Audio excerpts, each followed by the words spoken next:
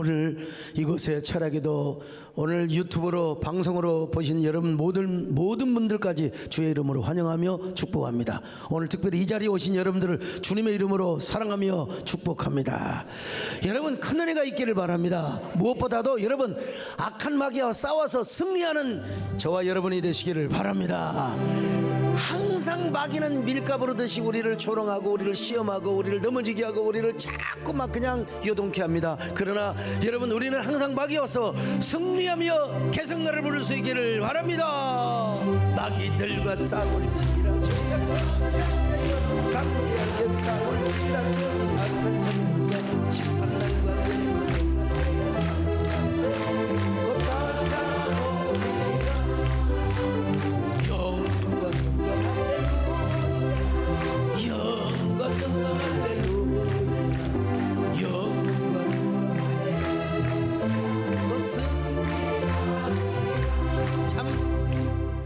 성경을 보면 가끔 야 하나님은 왜 이러시지? 하나님은 왜 이런 분이시나? 우리가 신앙생활하면서 왜 이러지? 도대체 나는 뭐지? 하나님이 왜 나를 이런 길로 인도하시지 하고 오해하고 착각할 때가 있을 때가 있습니다. 이 점을 통해서 사탄 마귀는 우리에게 공격을 합니다. 야 그래 봐봐, 하나님은 완벽한 분이 아니야. 하나님은 완전한 분이 아니야. 오늘 본문이 그런 내용으로 시작을 하고 있습니다. 오해할 만한 소지. 자, 사무엘하 24장 1절을 같이 봅니다. 시작. 여호와께서 다시 이스라엘 향하여 진노하사 그들을 치시려고 다윗을 격동시키사 가서 이스라엘과 유다의 인구를 조사하라 하시니라. 여러분 무슨 말입니까? 하나님이 이스라엘과 다윗을 치려고 다윗의 마음을 감동했단 말입니다. 여러분 그래가지고 이스라엘과 유다의 군사대의 숫자들을 계수하라고 하나님 다윗의 마음을 재촉했다는 겁니다. 그냥 문자 그대로 해석하면 그런 말이에요. 하나님이 다윗의 마음을 격동시킨 거예요. 뭐려고? 다윗을 치려고. 쉽게 말하면 이런 얘기입니다. 이 구절만 딱 근거한다면은 다윗에게 진도할 만한 일이 있었는데, 하나님이 핑계 삼아서 진노하려고 하나님이 뭔가 좀 책을 잡으려고 있잖아요. 막 부부간에도 사이 안 좋으면 뭔가를 책을 잡아가지고 막 그냥 그 싸움거리를 만들잖아요. 친구도 마찬가지고. 하나님이 이게 다윗을 치려고 뭔가의 어떤 단서를 하나 잡으려고 다윗의 마음을 충동적으로 독촉하게 하셨다는 거예요. 그러니까 다윗이 하나님께 얻어맞을 짓을 하고 범죄를 했다는 내용이 오늘 본문의 내용입니다, 여러분요. 그러니 여기서 다윗의 범죄가 다윗이 하고 싶어서가 아니라 하나님이 그 죄를 짓도록 하게 만들었던 하나의 모멘텀이 되었다는 거예요. 이게 여러분, 그러면 우리 하나님은 이 구절만 본다면 얼마나 불공평하시고 얼마나 잔인하신 분이신가 오해할 수 있어요. 오늘 우리도 그런 때가 있지 않습니까? 매번 하나님이 상세하게 설명해 주지 않으면 이해가 안 돼. 하나님 왜 나를 이런 길로 인도하시는가? 근데 우리는 항상 이 오해가 생길 때 두 가지 사실을 항상 인지해야 됩니다. 그건 뭐냐? 하나님의 방법이 우리 방법보다 높다. 할렐루야. 한번 따라합시다. 하나님의 방법이 우리의 방법보다 높다. 두 번째로 우리 하나님은 언제나 선하신 하나님이시다. 우리를 불의의 길로 인도하신 적이 없습니다. 우리를 악한 길로, 우리를 언제나 나쁜 길로 인도하지 않았어요. 하나님은 언제나 우리에게 인자하시고 언제나 신실하시다는 분이에요. 우리 하나님은 불공평하지 않습니다. 우리 하나님은 이상하게 우리를 나쁜 길로 인도하시고 교묘하게 시험의 길로 인도하는 일이 없다는 것입니다. 우리 하나님은 언제나 신실하시고 공평하시고 정의의 하나님이시라는 거요. 이 선하신 하나님을 믿으시기를 바랍니다. 이 선하신 하나님을 가까이 하시기를 바랍니다. 어떤 경우도 여러분 절대로 하나님을 오해하지 마시기를 바랍니다. 좋으신 하나님을 믿으시면 아멘합니다.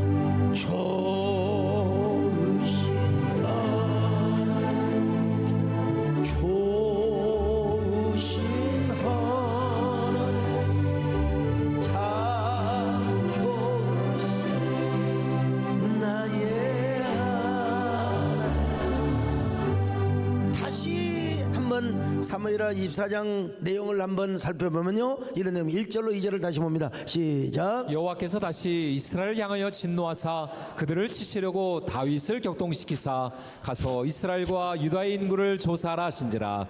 이에 왕이 그 곁에 있는 군사령관 요압에게 이르되 너는 이스라엘 모든 지파 가운데로 다니며 이제 단에서부터 부엘세바까지 인구를 조사하여 백성의 수를 내게 보고하라 하니. 하나님께서 다윗에게 마음을 격동시켜서 인구조사라는 거예요. 특별히 인구조사 가운데도 뭐예요? 군사, 싸울 만한 군사들의 숫자를 계수하도록 명령했던 것입니다. 무엇을 하려고? 하나님이 다윗을 치려고.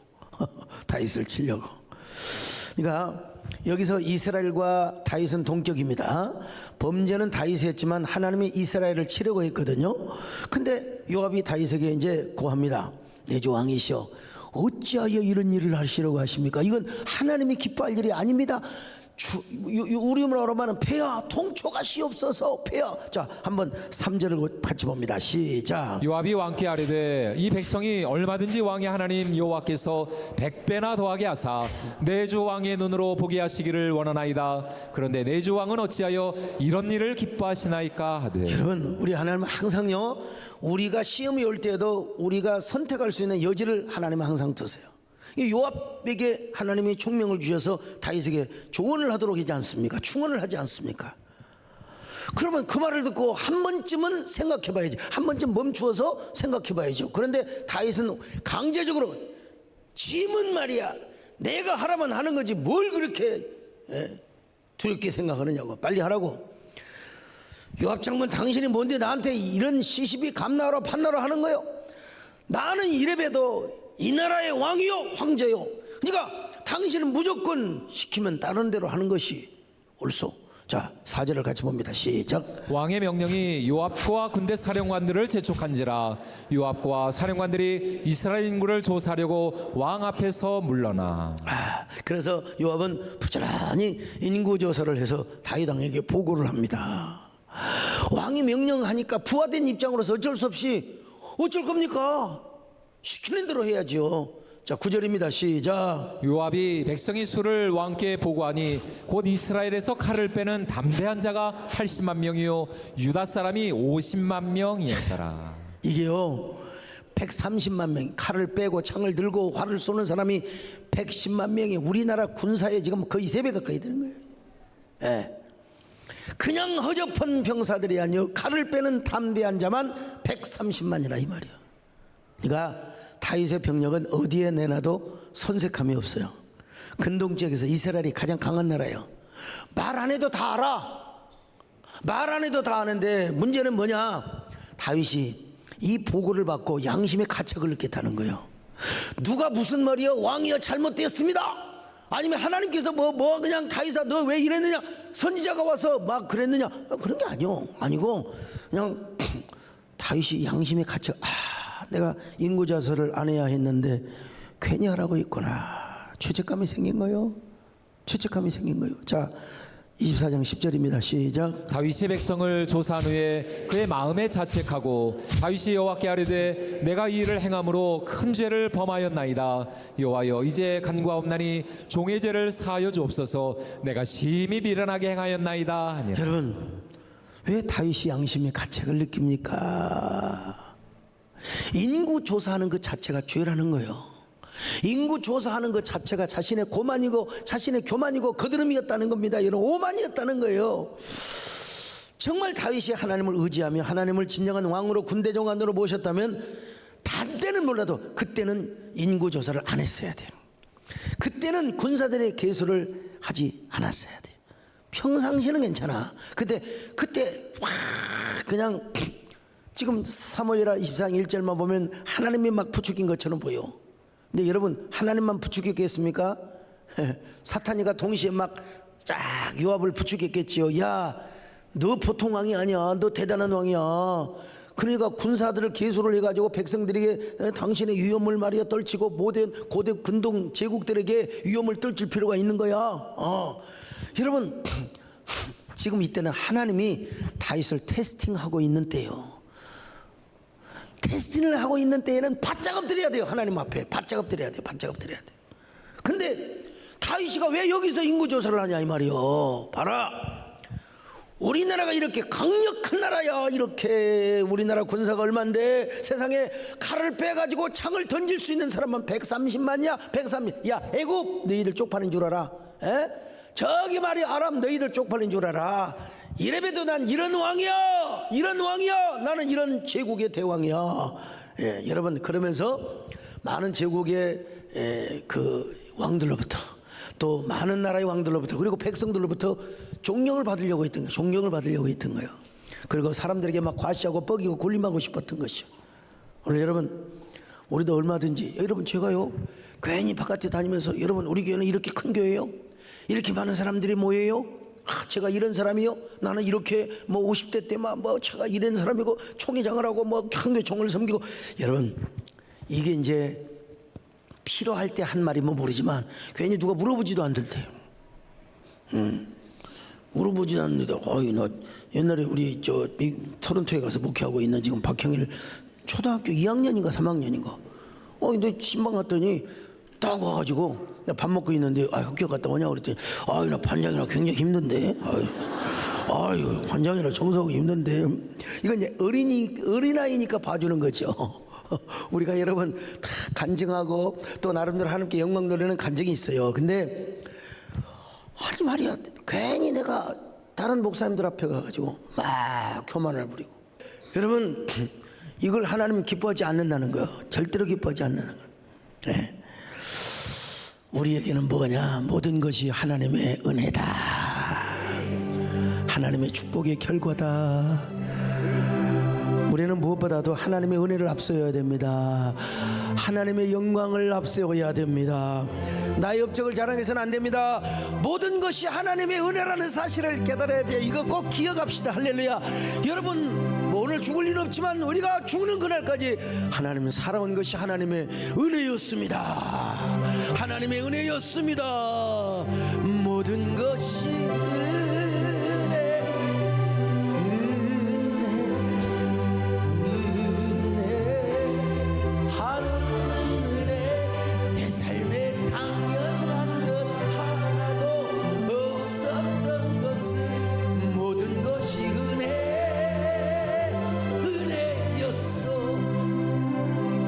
누려왔던 모든 것들이, 내가 지나왔던 모든 시간이, 내가 걸어왔던 모든 순간이 당연한 것 아닌 은혜였어. 아침에 해가 뜨고 저녁에 봄의 꽃향기와 가을의 열매, 변하는 계절의 모든 순간이 당연한 것 아닌 은혜였어. 모든 것이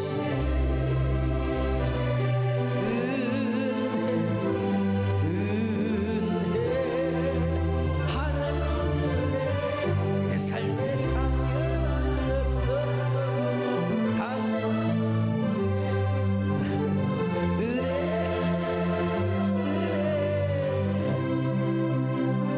지난 시간도 말씀드린 것처럼 젊을 때는요, 하나님 내가 주님을 사랑합니다, 내가 주님을 사랑합니다, 이거 틀리지 않아요. 맞아요. 근데 나이가 먹고 좀 성숙해 갈수록, 하나님 내가 주님을 사랑하는 것도 중요하지만 주님이 나를 사랑하는 것이 나를 감당할 수 없을 정도로 절대적입니다. 하나님이 나를 불쌍히 여겨주셔야 됩니다.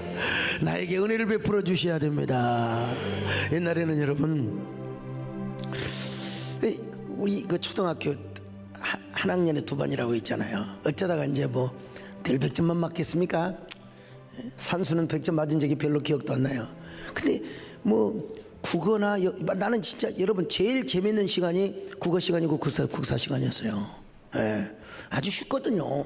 막 수학 이런 거 아주 복잡해요. 아무튼 머리 복잡해, 머리 깨져요 그냥. 근데 어차 100점 맞으면 그냥 오는 법이 없어요 여러분.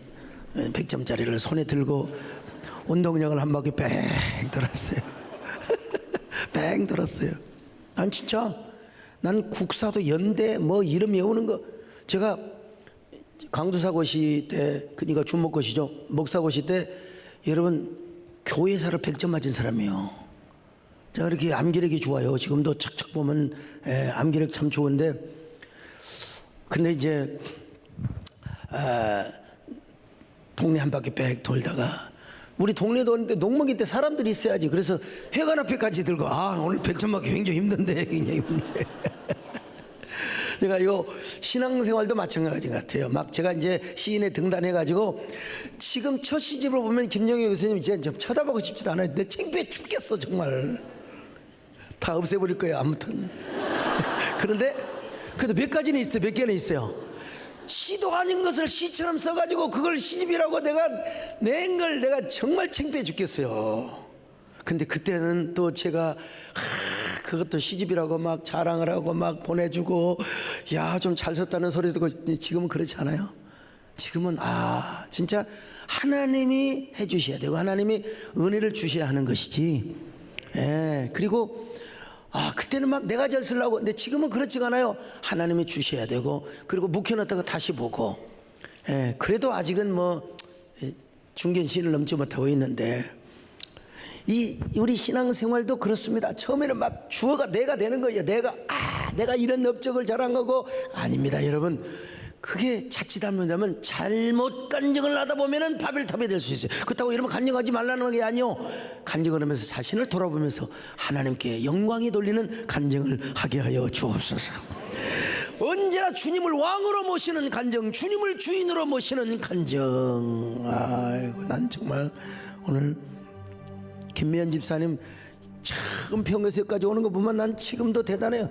끝나고 가시면 1시 된대요. 1시 된대요. 그래, 어쩌면 저럴 수 있네.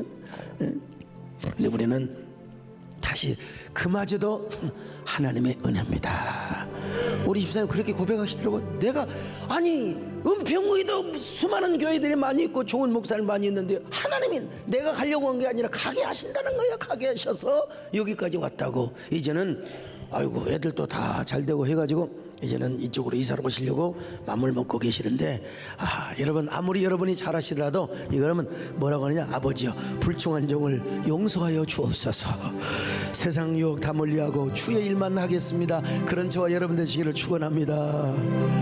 아버지여 불충한 종을 용서하여 주옵소서.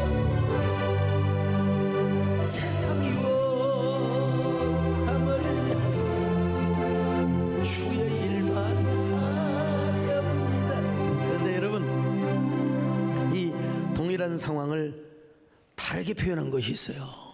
다르게 표현한 것이 있어요. 야, 죽여주는 말씀이요. 이 말씀이 없으면 진짜 성경 해석학자들도 이거 해석하기가 난감해. 근데 자, 역대상 21장 1절 같이 봅니다. 시작. 사단이 일어나 이스라엘을 대적하고 다윗을 충동하여 이스라엘을 계수하게 하니라. 또 다른 관점에서 여러분, 역대상하는요 다윗의 후손이 있었어요.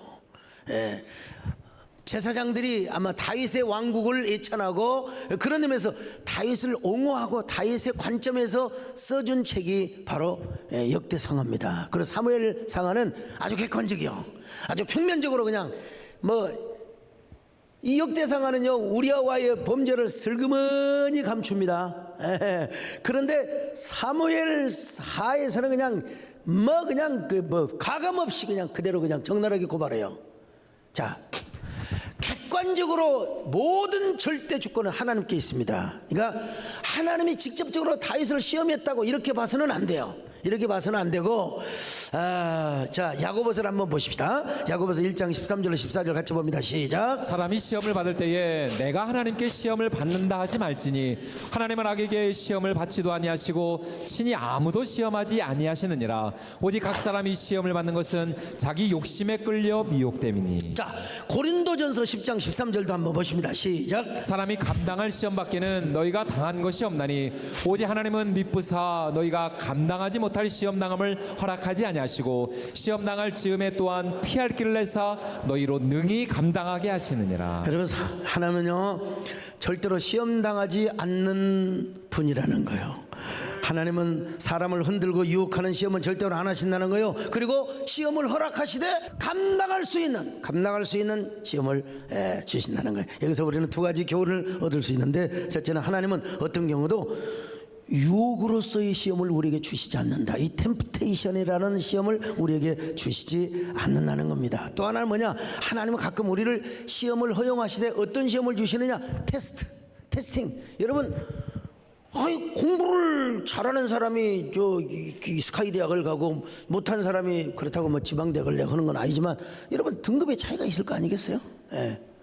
내가 만약에 스카이 대학을 나왔으면 교만이지만 나는 그런 대학을 못 나와서 제가 이런 얘기를 떳떳하게 할 수 있어요. 제가 어린 시절에 젊은 목회자 시절에는요, 굉장히 자의식이 강했던 것 같아요. 내가 뭐 학교 다니면서 1등을 하고 내가 뭐 이렇고 신학교에서 이렇고 저렇고 그런 감정이 좀 많았거든요. 근데 요즘 그런 거 안 하잖아요. 요즘 그런 얘기 안 하잖아요. 다 모든 게 하나님 은혜란 말이에요. 그때는 내가 하나님께서 다윗처럼 시험했으면 제가 그냥 그대로 꼴까닥하고 넘어갔을 뻔했어요. 예. 하나님은 우리에게 시험을 허락하시되 그 시험은 복을 주시기 위한 시험이고, 그리고 그 시험마저도 하나님께서 감당할 수 있도록 허락해 주신다는 거예요. 이 말씀의 위로가 되시기를 바랍니다. 자, 창세기 22장 1절로 2절을 같이 봅니다. 시작. 그 이후에 하나님이 아브라함을 시험하시려고 그를 부르시되 아브라함아 하시니 그가 이르되 내가 여기 있나이다. 여호와께서 이르시되 내 아들 내 사랑하는 독자 이삭을 데리고 모리아 땅으로 가서 내가 내게 일러준 한 산 거기서 그를 번제로 드리라. 여러분, 이 테스팅에는 목적이 있어요. 분명히 목적이 있는데 뭐냐, 22장 16절로 18절 복을 주기 위함이요. 시작. 이르시되 여호와께서 이르시기를 내가 나를 가리켜 맹세하노니 내가 이같이 행하여 내 아들 내 독자도 아끼지 아니하였은즉 내가 내게 큰 복을 주고 내 씨가 크게 번성하여 하늘의 별과 같고 바닷가의 모래와 같게 하리니 내 씨가 그 대적의 성문을 차지하리라. 또 내 씨로 말미암아 천하 만민이 복을 받으리니 이는 내가 나의 말을 준행하였음이니라 하셨다. 이 복을 주려고 하나님이 테스팅을 주셨다는 거예요. 테스트를 하셨다는 거예요. 자, 그렇다면 사무엘하 24장 1절과 역대상 21장 1절은 도대체 어떻게 이게 조화를 이룰 수 있단 말인가? 자, 또 한번 봅시다. 자, 사무엘하 24장 1절 시작. 여호와께서 다시 이스라엘을 향하여 진노하사 그들을 치시려고 다윗을 격동시키사 가서 이스라엘과 유다의 인구를 조사하라 하신즉. 분명히 여기서는 주어가 하나님이요, 주어가. 근데 역대상 21장 1절에 보니까, 자, 같이 봅니다. 시작. 사단이 일어나 이스라엘을 대적하고 다윗을 충동하여 이스라엘을 계수하게 하리라. 여기서는 주어가 뭐냐, 바로 사탄이란 말이요. 어디가 옳을까? 도대체 어느 성경 구절을 믿어야 된단 말인가? 우리는 어떻게 이걸 정리할 수 있단 말인가? 여러분, 하나님은 다윗을 시험하는 것을 분명히 허락해 준 거예요. 근데 하나님이 직접, 이게 사무엘하 24장 보면 하나님이 직접 시험하는 것처럼 보이지만 아니라는 거예요. 다만 사탄이 다윗을 유혹하고 시험하는 것을 하나님이 허용하셨다고 우리는 그렇게 봐야 되는 거죠. 다시 말하면 하나님 앞에서 다윗이 고쳐야 할 부분이 있는데, 그 참 하나님께서 영 불편하게 느끼신 거예요. 다윗이 모든 게 지금 만족이거든요. Everything okay. 무슨 일을 만나든지 형통하고 다윗은 걱정할 일이 전혀 없어. 이게 하나님 의지하는 부분이 조금 식어진 것 같아요, 보니까. 하나님이 좀 못마땅하고 하나님이 불편해 여기시는 거예요. 근데 하나님께서 다윗아, 야, 인고조사해라. 그렇게 보기는 좀 어렵고, 이 사탄이가 딱 보니까 알거든요. 다윗이가 아주 까불까불하고 까불 그런 거 알거든요. 이게 사탄이가 다윗을 시험하는 것을 여러분 하나님이 그냥 허용하셨다는 거. 허용하셨어요. 근데 전체적으로 볼 때는 하나님이 시험을 허락한 것처럼 보이지만 조금 더 구체적으로 망원렌즈로 보니까 이건 사탄이가 해야 되는 거예요. 근데 그건 뭐냐? 하나님이 왜 허용하시느냐? 다윗이가 아직 못마땅한 부분이 있어요. 하나님이 느끼시기에, 하나님 보시기에 굉장히 불편한 부분이 있어요. 그 불편은 무엇입니까? 이유는 쭉 지금까지 내용을 살펴보면 이유는 딱 하나입니다. 로드십 신앙과 신정주의 신앙을 다윗이가 멀리하고 있었다는 것입니다. 온전한 신정주의 데오크라시. 여러분, 교회는 갈수록 이제 신정주의는 사라지고 민주주의, 절차적 정당성은 우리가 민주주의를 따라야죠. 당연히 교회가 합리적이고 또 우리가 교회가 뭐라고 할까요? 누구 앞에서도 정당하게 해명을 해야지. 그런 의미에서는 민주주의를 해야 되지만, 그러나 교회 원리 그리고 교회 본질에 있어서는 데오크라시가 맞아요. 네, 언제나 교회의 주인은 하나님이시고 교회 머리이시는 하나님이시고 교회를 이끌어가는 분은 하나님이다. 그러므로 우리가 제주기를 하든 당회를 하든 우리가 또 뭡니까 공동회를 하든 항상 우리는 자기 의견을 발표해도 중요하지만 하나님 기도하고 발표를 해야 돼요. 내 안에서 감동시키는 하나님의 뜻을 이야기할 수 있는 게, 이게 여러분 교회여야 되고, 그런 정당적 역사적 절차를 밟아가지고 그 하나님의 뜻을 이루어가는 게 여러분 신정주의라는 겁니다. 신정주의라고 해서 중세에 무슨 막 교회 권위를 높이고 막 교황이 마음대로 그런 말이 아닙니다. 여러분, 교회 본질에 있어서 이 다윗도 마찬가지입니다. 여러분, 진짜 다윗의 이스라엘의 왕은 누굽니까? 다윗이죠. 그런데 진정한 이스라엘의 왕이 하나님이라는 사실을 입증하고 보여주기 위해서 그 신정정치를 하도록 하기 위해서 언약궤를 모셔왔잖아요. 그래서 하나님의 언약궤를 통해서 온 이스라엘 시온을 다스리시고 예루살렘을 다스리시고 온 이스라엘을 다스려 주시기를 바랍니다. 자, 그런데 여러분, 다윗이가 이런 간절한 마음, 노년의 늙음하게 이런 간절한 신정주의 신앙이 성경에 딱 나와 있지는 않지만 미루어 볼 때 그런 짐작을 하지 않을 수가 없어요. 성경적 합리적 추측을 그렇게 하지 않을 수가 없어요.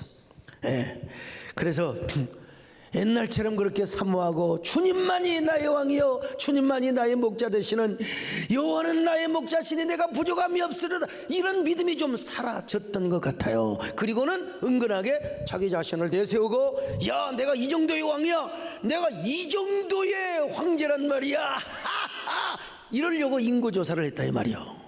이러면서 다윗이 하나님 보시기에 엄청나게 거드름을 피우고 교만을 피웠던 것 같아요. 이게 하나님 보시기에 못마땅하고 불편한 일이었어요. 자, 그런데 그런 하나님께서 사랑하셔서 다윗에게 가벼운 재앙을 줄 수도 있잖아요. 근데 우리는요, 가벼운 재앙 가지고는 가벼운 깨달음밖에 못 느끼거든요. 여러분, 곱게 살아온 분이 다 계십니까? 다 때로는 한때 어려움이 있었고 위기가 있었고 갈등이 있었고 막 충돌이 있었고. 여러분, 우리가 드라마를 봐도 주인공이 순탄한 사람이 어디가 있어요, 여러분? 주인공이 막 소설에도 보면 막 모함을 당하고 오해를 당하고 막 거짓 가짜 뉴스에 그냥 헤어나올 길이 없는데, 그 갈등 구조를 통해서 어떻게 싹 실마리가 풀어져 가지고 여러분 해피엔딩으로 끝나는 게 이게 드라마잖아요, 대부분요. 우리가 어떠세요? 우리 권영환 장로님은 인생이 평탄하고 막 순수했습니까? 너무나 장로님 얼굴에 나는 아주 순수하다고 써져 있는 것 같아요. 그렇지 않아요. 지금 우리 손성경 원사님 때문에 얼마나 마음속에 지금 고민이 많을 거예요. 얼마나 기도 제목이 있을 거예요. 지금 그래서 다윗에게는요, 마지막 하나님께서 한 번의 징계, 다시 한 번의 고난을 주시려고 지금 작정을 하고 계신 거예요. 마지막으로. 근데 이게 내면적으로만 다윗과 나만 알면 얼마나 좋겠어요. 근데 다윗뿐만 아니야, 이스라엘도 같은 공동체거든요. 다윗과 같은 동격이라 이 말이요. 이스라엘도 한번 혼나야 돼. 지금 너무 나라가 잘 되고 평안하니까 하나님 의지하는 마음이 그냥 식어져 버렸어요. 우리 연세 드신 분들 이거 정말 잘 알아야 됩니다. 저도 마찬가지입니다, 여러분. 저도 마찬가지요. 그래서 자기들이 스스로 바벨탑을 쌓고 있는 거예요. 막 자기들만의 막 위대한 바벨탑을 쌓고 있는 거예요. 근데 우리 하나님 앞에 진노 살 만한 일이죠. 오늘 여러분 일이 너무 잘 되어 가십니까? 막 진행되는 대로, 계획되는 대로 막 모든 일이 잘 진행되어 갑니까? 여러분, 우리는 이게 뭐라고 해야 되냐? 그러니까 위기 직전, 고난 직전의 폭풍 전야라고 생각하면 돼. 그러면서 하나님, 왜 내 인생은 이렇게 잘 나갑니까? 왜 내 인생은 왜 이렇게 평탄합니까? 주야, 마치 고난당한 사람처럼, 마치 내가 하나님 앞에 징계당한 사람처럼 주여 나를 긍휼히 여겨주시기를 바랍니다. 주여 나를 불쌍히 여겨주시기를 바랍니다. 이런 마음으로 신앙생활을 해야 여러분 우리는 고난이 없습니다. 여러분 우리는 징계가 없습니다. 우리는 연단이 없습니다. 여러분 이 말씀을 통해서 선험적으로 깨달으시기를 바랍니다. 여러분 이거 아멘 다 해야 된다니까요. 우리가 경험하지 않고 선험적으로 체득된 지식과 경험이 있는 거예요. 칸트가 말한 것처럼 우리는 오늘 이 말씀을 통해서 정말 하나님이 나를 불쌍히 여겨주시기를 바랍니다. 긍휼히 여겨주시기를 바랍니다. 근데 하나님께서 다윗을 치고 시험하는 딱 유일한 목표는 뭐냐? 로드십과 신정주의라는 거예요. 얼마나 로드십과 신정주의가 중요했으면 그랬겠느냐. 오늘 우리도 신앙생활하면서 항상 생각하는 게 첫째도 로드십, 첫째도 신정주의. 언제나 생명나무 신앙을 붙잡고 여러분 언제나 주님을 왕으로 모시기를 축원합니다. 언제나 주님의 은혜와 주권을 높이시기를 바랍니다. 나도 옛날에는 막 내가 주인공이 되었다니까요. 여러분 우리 인생에 뭡니까? 한 삶을 하나의 문장 센텐스로 이야기한다면 나도 옛날에는 막 내가 과거에는 내가 주인공이 많았다니까요. 내가 말이야 왕년에는 말이요. 그런데 자기를 주어로 삼으면은 하나님의 목적격이 되어가지고 하나님을 언제든지 버리고 싶으면 버리는 거예요. 그냥 내가 주인공이 되니까. 근데 하나님이 내 인생의 문장의 주어가 되시고 내가 목적어가 되면 여러분 절대로 이런 일 당할 이유가 없는 겁니다. 여러분요 언제나 우리는 주님을 왕으로 모시고 주님을 주인으로 모십니다. 여러분 내가 아무리 충성하고 내가 많은 일을 했어도 그마저도 하나님의 은혜였습니다.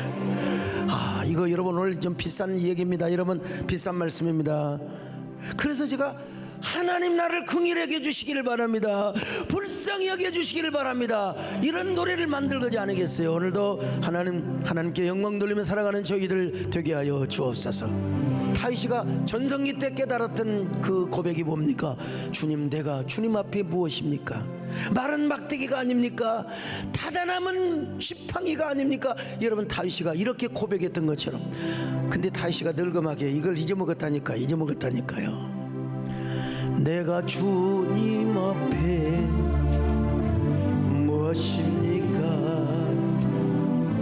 마른 막대기가 아닙니까? 나를 도우소서 일으키소서 나와 동행하며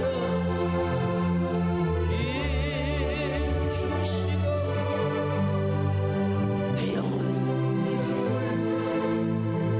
얻게 하시니 주님을 기쁘게 하오. 그럼 왜 다윗이가 왜 그렇게 하나님을 사랑하고 겸손했던 다윗이가 왜 여기서는 오만불손했을까? 성경에 아무리 봐도 뭐 이 답은 나오진 않아요. 그냥 이거는 하나님께서 설교자의 무덤으로 이게 남겨두신 것 같아. 제가 오늘 이 설교자의 무덤을 좀 파묘하는 겁니다, 여러분. 성경을 보면 반드시 승리를 얻은 다음에 시험이 와요. 엘리야도 마찬가지고, 모세도 홍해를 걷는 다음에 또 그냥 마라의 시험이 왔고요. 다윗도 골리앗을 꺾고 난 다음에 시험이 온 거예요. 성경 보면 잘 되고 나서 형통하고 나서 여러분 시험이 옵니다. 우리도 보면은 축복을 받은 다음에 옛날에 어렵고 반지하에 살면서 전기세 수도세 가지고 말이야 주인하고 싸우고 그런 때는 얼마나 새벽기도 하고 주님밖에 몰라. 지금은 좋은 아파트에서 물 딱 틀면 뜻이 물 딱 나오고 그냥 아이고 모르고 찬물로 있다가 막 찬물을 새는 경우도 있고. 우리가 옛날에 어려웠던 시절, 옛날에 그 올챙이 시절을 우리가 기억을 못할 때가 참 많습니다. 그럴 때 이제 이 마선생이 와서 딱 마선생의 스타일로 우리에게 시험을 가지고 오는 거죠. 다윗도 여러분요 얼마 전에 블레셋과 싸웠어요. 블레셋과 싸울 때 자기 힘으로 이긴 게 아니라 하나님 은혜로 이겼거든요. 골리앗과 싸울 때도 물론 마찬가지였지만 이번에는 막 두 거인과 싸웠는데 하나님의 은혜로 이겨서 하마터면 다윗이 죽을 뻔했거든요. 한번 읽어볼까요? 이 아비새가 와서 도와주는 바람에 이길 수 있었어요. 자, 사무엘하 21장 15절로 17절 시작. 블레셋 사람이 다시 이스라엘을 치거늘 다윗이 그의 부하들과 함께 내려가서 블레셋 사람과 싸우더니 다윗이 피곤함에 거인족의 아들 중에 무게가 300세겔 되는 노창을 들고 색칼을 찬 이스비 분못이 다윗을 죽이려 하므로 수르의 아들 아비새가 다윗을 도와 그 블레셋 사람들을 쳐 죽이니 그때에 다윗의 추종자들이 그에게 맹세하여 이르되 왕은 다시 우리와 함께 전장에 나가지 마옵소서 이스라엘의 등불이 꺼지지 말게 하옵소서 하시라. 여러분, 거인족이라고 하면은 적어도 골리앗 정도 될지도 몰라요. 아무튼요, 거의 3m 가까이 되는 놈이 창을 휘두르고 300생이라는 창을 이루고 색칼을 휘두르며 다윗을 죽이려고. 다윗은 마음은 청춘이죠. 옛날에 골리앗을 그냥 물맷돌로 까부순 적이 있잖아요. 근데 이게 나이가 내일 모레 이제 70이 다 된단 말이야. 여러분, 저도 여전히 지금 턱걸이를 하지만 이게 옛날하고 다릅니다. 솔직히 제가 뭐 힘이 있는 것처럼 열심히 턱걸이 20개 하지만 옛날에 20개는 식인죽 먹기였는데 지금은 악을 쓰고 예수님의 십자가를 생각하면서 여러분 하는 거예요. 이거 나이를 어떻게 해볼 수가 없는 겁니다. 여러분은 제가 전혀 피곤도 안 오고 막 무쇠처럼 살아간지 모르지만 여러분 이제 또 다 제 방에 가면 막 피곤이 밀려와요. 가는 세월을 어떻게 이길 수가 있겠습니까? 다윗도 마음으로는 창을 휘둘고 칼을, 이 힘이 벅차는 거예요. 하마터면 다윗이가 저 이스비보셉이라고 하는 놈한테 하마터면 중상을 입을 뻔해 죽을 뻔도 있어. 아비새가 달려와가지고 막 막아주는 바람에 하나님의 은혜로 다윗이 잘 이겼어요. 어쨌든 그런데 마음은 청춘이로되 육신이 좀 약했던 것 같아요. 이건 어디까지나 성경적 추론인데요. 다윗이가 마음으로 좀 자존심이 상하지 않았을까? 세상에 세월 앞에는 세월 앞에는 이길 장사가 없네. 그때 그 거인과 싸우면서 다윗이가 창을 겨뤄봤을 때 힘을 알았을 거 아니에요. 힘에 밀렸을 거 아니에요. 이대로 있으면 다윗이가 죽어요. 아비새가 달려와서 어디 이놈 우리 왕제를 치느냐고 그냥 뒤에서 촥 창을 꽂아가지고 여러분 이겼어요. 여러분 아마 다윗은 그 현실을 받아들여야죠. 내가 나이가 먹었구나. 나도 세월 앞에는 어쩔 수가 없구나. 그러면서 하나님 은혜를 감사하고 그리고 아비새라고 하는 부하에게 감사하는 마음을 가졌으면 여러분 절대로 그럴 리가 없어요. 근데 제가 추측해 보건대 다윗은 이런 열등감을 뭘로 위장해 보려고 했느냐, 이런 자격지심을 과대포장하고 싶었던 거예요. 야, 이래봬도 내가 나이가 먹었지만 나는 이런 사람이야. 나는 이런 사람이야. 나는 이런 제국의 대왕이야. 군대가 얼마나 많은 줄 알아. 우리나라의 국방력이 얼마나 많은 줄 알아. 여러분 자기 자신을 과시하고 싶었지 않나 싶어요. 물론 목사님 그렇게 모든 걸 추측할 수, 여기에 대한 근거가 있어요. 내가 근거 없이는 얘기하지 않습니다. 다윗이 요압에게 군사들을 계수하라고 하니까 요압이 다윗에게 뭐라고 합니까? 내조왕이시여 어찌하여 이를 기뻐하십니까? 왕께서 무엇 때문에 이런 일을 하십니까? 여러분 요압이가 충언을 바쳤지 않습니까? 자, 24장 3절입니다. 시작. 요압이 왕께 아뢰되 이 백성이 얼마든지 왕의 하나님 여호와께서 100배나 더하게 하사 내 주 왕의 눈으로 보게 하시기를 원하나이다. 그런데 내 주 왕은 어찌하여 이런 일을 기뻐하시나이까? 요압이 말합니까? 왕이 명령하면 신하는 시키는 대로 하는 것이지 말이요, 뭘 감나오라 판나오라 하느냐고. 빨리 시키면 시킨 대로 하라고.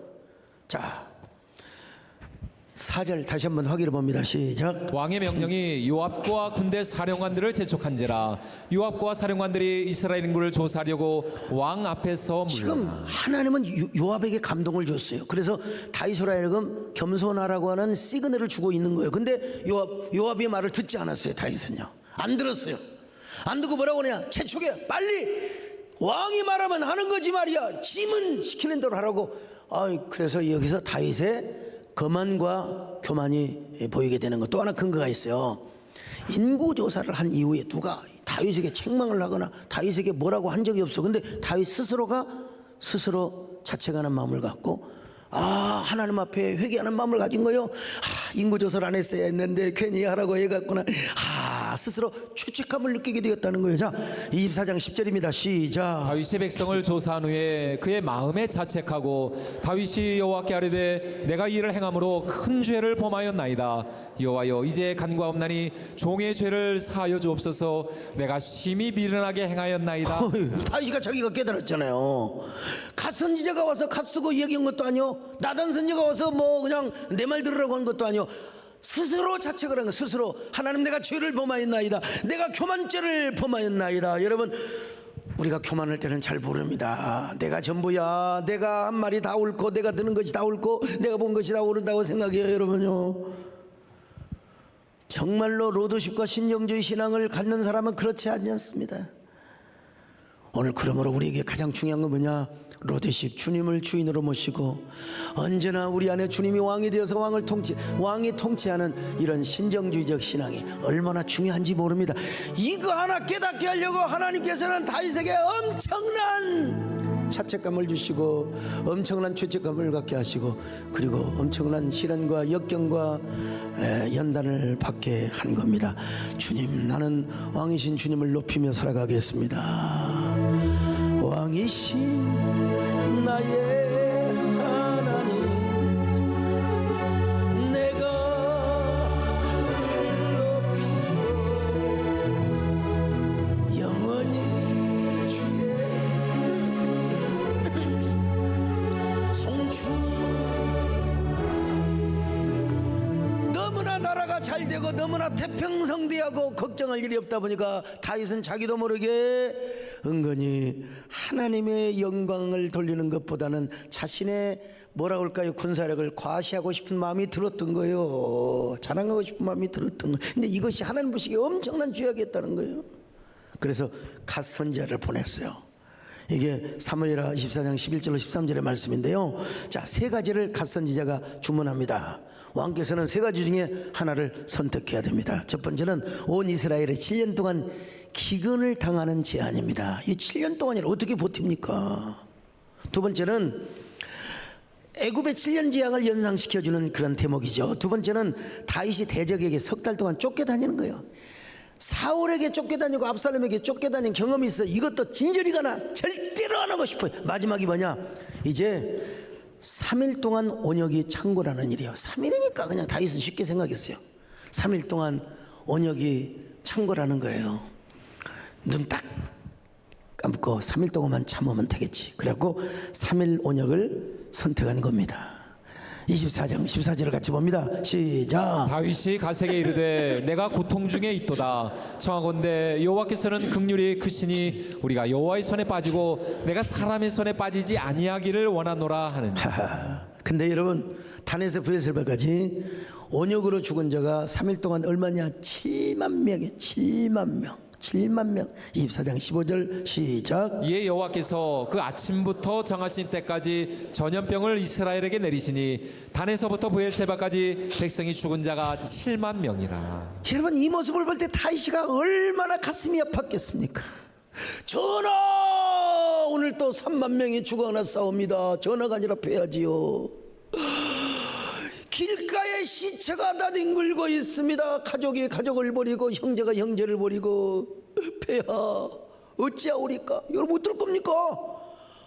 하루에 그냥 2만 명 3만 명이 죽거나 3일 동안 7만 명이 죽는 거예요. 여러분, 이 다윗이가 그때 깨달은 게 뭐냐? 내가 그때 괜히 인구조사를 해가지고, 여러분, 교인들 숫자 세는 게 무슨 죄입니까? 근데 다윗의 동기, 우리 하나님은 내면을 보시는 거예요. 내면을 보시는 거예요. 그 내면의 동기가 뭐냐면, 내가 이런 정도의 왕이야. 내가 이 정도로 강한 나라의 군주야. 내가 이 정도로 마키아벨리즘이 얘기했는데 나는 강력한 힘을 가진 이런 사람이야. 나는 정말 이런 그 다윗이가 그 사람이 죽어나가는 것을 보면서 하나님, 내가 과거에 밧세바 범죄를 했던 것처럼 윤리적 범죄, 도덕적 범죄는 하지 않았다 할지라도 하나님 앞에 영적인 교만을 피웠습니다. 거드름을 피워 죄송합니다. 하나님보다 나의 군사력을 과시하고 믿었던 것을 용서하여 주옵소서. 이거 진짜 이거 처음 예수 믿는 사람들은 뭐 하나님이 그런 하나님이 될 수 있느냐 하지만 그만큼 우리에게 중요한 게 로드십과 킹십이 중요하다는 거예요. 이건 다윗에게 젊을 때 훈련시키는 게 아니라 마지막 늙음하게 하나님께서 마지막으로 다윗에게 이러한 훈련을 시켜주셨다는. 그때 다윗이가 뭐라고 했겠습니까? 주여 나를 불쌍히 여겨 주옵소서. 주님이 긍휼히 여겨주지 않으면 이놈의 4일이 왜 이렇게 긴지 몰라. 3일이 시시각각으로 수천 명씩 죽었다는 그냥 보고가 올라오는데 그때 다윗이가 아마 이런 노래를 이런 고백을 하고도 남았을 것입니다. 주님 나를 불쌍히 여겨 주시옵소서. 나를 긍휼히 여겨 주시옵소서. 주여 나를 불쌍히 여겨 주소서. 주님 나를 긍휼히 여겨 주소서. 주님이 붙잡아 주시지 않으면 나는 허수아비. 주님이 돌보아 주시지 않으면 나는 앵무새. 주님이 내 심령을 붙잡아 주셔야 합니다. 주님이 내 안에 오셔서 생명의 빛이 되어 주시고 소망의 등불이 되어 주소서. 주여 나를 불쌍히 여겨 주소서. 주님 나를 긍휼히 여겨 주소서.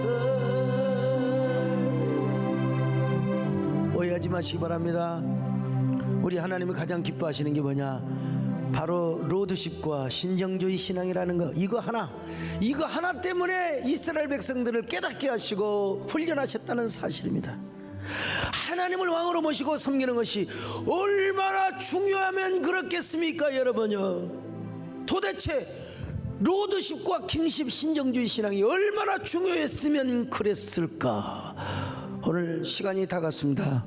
로드십과 킹십이 얼마나 중요하면 하나님 다윗에게 이런 징벌을 내리셨을까. 다음 시간을 기대하시기를 바랍니다.